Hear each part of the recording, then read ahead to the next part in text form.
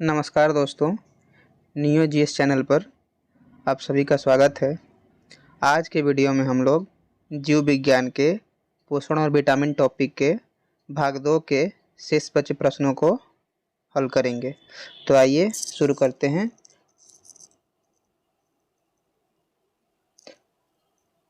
दोस्तों, कल हमने विटामिन बी के सभी प्रकारों को देखा था, जिसमें vitamin B1, B2, B3, B5, B6, B9 और B12 थे। आज उसके अलावा जो विटामिन बच गए थे A, C, D, E और K, उनके बारे में देखेंगे। तो आइए देखते हैं। सबसे पहला विटामिन जो है विटामिन ए है। तो विटामिन ए का रासायनिक नाम होता है रेटिनॉल, ध्यान रखना इसको। उसके बाद विटामिन ए किससे प्राप्त होता है? तो गाजर और मुख्यतः हरी सब्जियों से। तो गाजर और हरी सब्जियों में विटामिन ए पाया जाता है।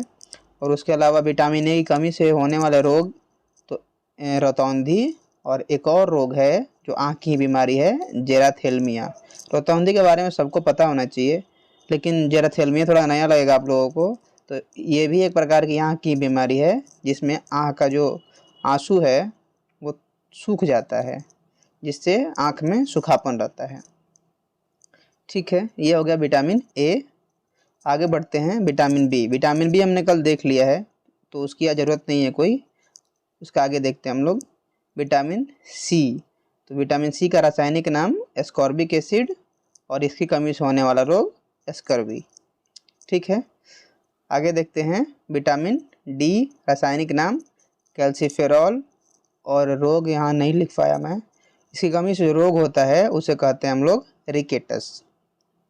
ठीक है, विटामिन डी की कमी से होने वाला रोग रिकेटस। आगे है विटामिन ई, रासायनिक नाम टोकोफेरॉल, और किसमें पाया जाता है? तो गेहूं और अंकुर के तेल में। और इसकी कमी से होने वाला रोग जो है जनन क्षमता में कमी। जनरली जो विटामिन ई है उसकी कमी से लैंगिक रोग होते हैं मनुष्य में, तो ये भी ज़रूरी है। लैंगिक रोग किसकी कमी से होते हैं? तो विटामिन ई की कमी से। ठीक है, उसके बाद है विटामिन के, रासायनिक नाम फिलोक्विनन, और इसकी कमी से जो रोग होता है, तो जो मानव शरीर है उसमें खून का थक्का नहीं जमता है। तो खून का थक्का नहीं जमना, इसके लिए जिम्मेदार कौन सा विटामिन है? विटामिन के। आगे देखते हैं। तो आगे जो भी विटामिन हैं उनमें दो प्रकार के विटामिन होते हैं। एक वे विटामिन जो जल में घुल जाते हैं, और दूसरे वे विटामिन जो वसा में घुल जाते हैं, यानी कि जो फैट में घुल जाएंगे। तो जल में घुलने वाले विटामिन केवल दो ही हैं, बी और सी। उसके अलावा जो विटामिन हैं वो वसा में घुल जाते हैं। तो यानी कि जल में घुलने वाले विटामिन बी और सी, वसा में घुलने वाले तो ए, डी, ई और के। ये है, इसको भी याद कर लेना है ज़रूर से ज़रूर। मैं थोड़ी जल्दी में बताता हूँ ताकि मेरा समय बचा रहे और आपको अधिकतम फैक्ट्स मिल सकें। आगे बढ़ते हैं। आज का हमारा पहला प्रश्न है कि विषरोधी यानी कि एंटीडोट के रूप में किस विटामिन का प्रयोग होता है? विषरोधी जो होता है, जब कभी सर्पदंश होता है, सांप काट लेता है, तो उसके बचाव के लिए जो हमें एक प्रकार का जहर दिया जाता है, उससे बचने के लिए भी उसे हम लोग कहते हैं विषरोधी। तो उस विषरोधी में कौन सा विटामिन होता है? ऑप्शन दिए हुए हैं। इसका जो उत्तर होगा ये होगा विटामिन के, यानी विषरोधी में विटामिन के पाया जाता है। और विटामिन के का रासायनिक नाम कल मैंने बताया था, क्या था? फिलोक्विनन। ध्यान रखना इसको। मुझे उम्मीद है आप लोगों ने मैंने कल जितने भी विटामिन बताए थे, आपने उनका रासायनिक नाम याद कर लिया होगा। ओह सॉरी, विटामिन के मैंने अभी ही बताया, आज ही बताया है। आगे बढ़ते हैं। उसके बाद है अल्फा अल्फा घास में किस विटामिन का अंश पाया जाता है? आप लोगों ने शायद नाम सुना होगा, एक विटामिन आता है अल्फा अल्फा जी। तो उसी की पे है, एक अल्फा अल्फा घास भी होता है, उसी घास से ये विटामिन ही बनता है, अल्फा अल्फा विटामिन भी जो होता है अल्फा अल्फा जी। तो जो अल्फा अल्फा घास होता है उसमें कौन सा विटामिन पाया जाता है? तो विटामिन पाया जाता है विटामिन के, अल्फा अल्फा घास में। अब देखते हैं अल्फा अल्फा घास के बारे में।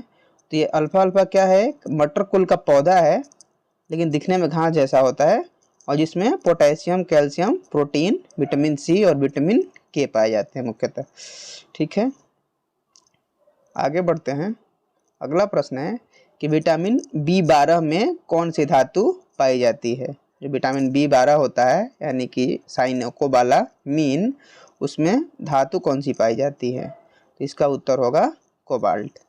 तो विटामिन B12 में कोबाल्ट पाई जाती है। आगे बढ़ते हैं। जो हमारा आज के जो वीडियो का टॉपिक था वो था पोषक। तो पोषक के बारे में थोड़ा जान लेते हैं। तो जो पोषक होते हैं न्यूट्रिएंट्स, वो दो प्रकार के होते हैं, एक कार्बनिक और दूसरा अकार्बनिक। तो जो कार्बनिक होते हैं, कार्बनिक में होते हैं हमारे कार्बोहाइड्रेट, वसा, प्रोटीन और विटामिन। और अकार्बनिक में होते हैं खनिज लवण, पोटेशियम, कैल्शियम, सोडियम, फास्फोरस, ये हो गए खनिज लवण, और उसके अलावा जल। तो ये खनिज लवण और जल अकार्बनिक पदार्थ, और कार्बनिक पदार्थ में कार्बोहाइड्रेट, वसा, प्रोटीन और विटामिन।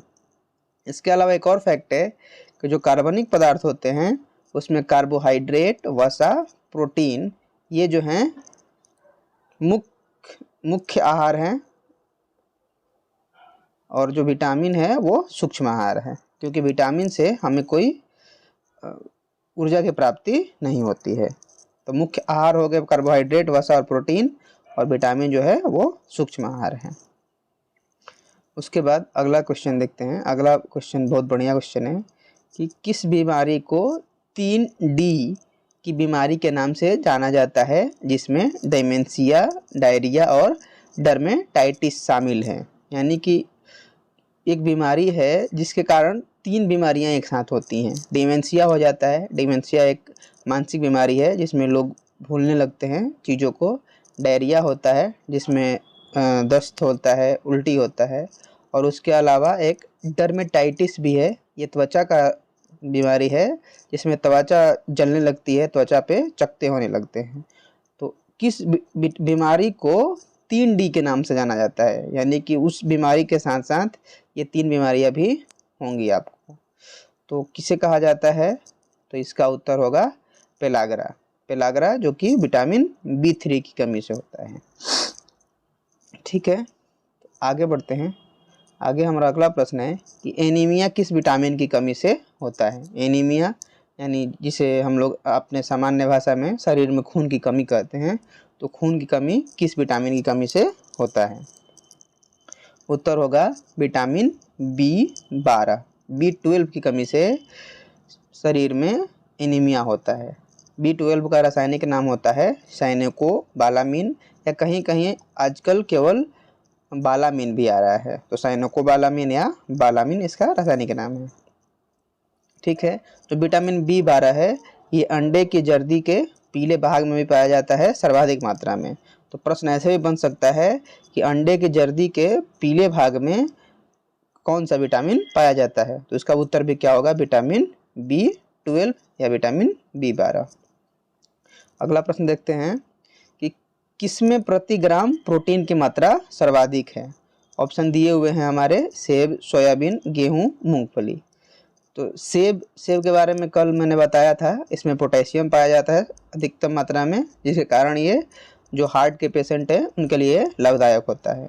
उसके बाद गेहूं में कार्बोहाइड्रेट मिलता है, मूंगफली में वसा मिलता है, फैट्स होते हैं जनरली। तो ऑप्शन क्या बच गया हमारा, सोयाबीन। उत्तर भी यही होना चाहिए, सोयाबीन ही उत्तर है इसका। तो यानी कि अगर सर्वाधिक 1 ग्राम में सर्वाधिक प्रोटीन की बात की जाए तो किस में मिलता है, सोयाबीन में।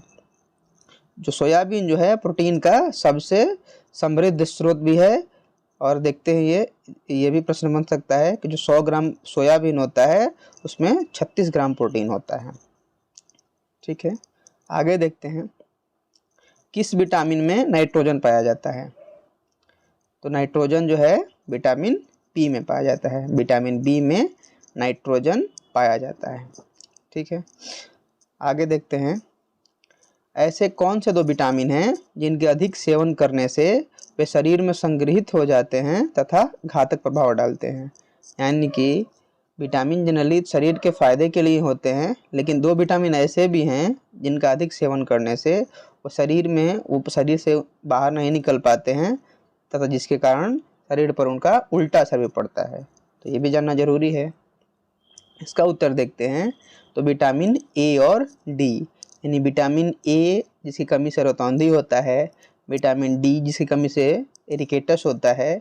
अगर इन दोनों विटामिनों का हम आवश्यकता से अधिक सेवन करते हैं तो भी वो शरीर के लिए घातक होंगे, विटामिन ए और विटामिन डी। आगे है कि मानव शरीर के आंत में उपस्थित बैक्टीरिया किस विटामिन का संश्लेषण करता है, यानी जो मानव शरीर का आंत होता है उसमें जो बैक्टीरिया होता है वो किस विटामिन को जोड़ता है या एकत्रित करता है। इसका उत्तर होगा विटामिन के, यानी कि जो आंत में बैक्टीरिया होता है वो विटामिन के को एकत्रित करता है या विटामिन के का संश्लेषण करता है। अगला प्रश्न है, घाव भरने में सहायक विटामिन कौन सा होता है। तो घाव भरने में सहायक विटामिन है विटामिन सी, यानी कि अगर आपके शरीर में कहीं घाव हो गया है तो उसके सूखने के लिए आपको कौन सा विटामिन लेना चाहिए, विटामिन सी।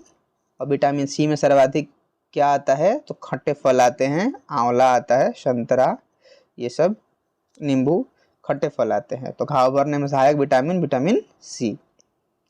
अगला है, क्वाशियोरकर और मरास्मस जैसी बीमारियां शरीर में किस पोषक तत्व की कमी से होती हैं। तो ये देखिए, ये जो दोनों बीमारियां हैं क्वाशियोरकर और मरास्मस, ये हड्डी की बीमारियां हैं जिसमें जनरली बच्चों में शरीर की जो हड्डियां हैं, हड्डियां कमज़ोर हो जाती हैं, हड्डियां पतली हो जाती हैं। और हमें पता है कि जो जनरली शरीर का जो निर्माण करता है वो कौन सा पोषक तत्व है, तो प्रोटीन। तो जो इसका उत्तर होना चाहिए, क्वाशियोरकर और मरास्मस बीमारियों का कारण एक किसी कमी से होता है, तो प्रोटीन की कमी से होता है।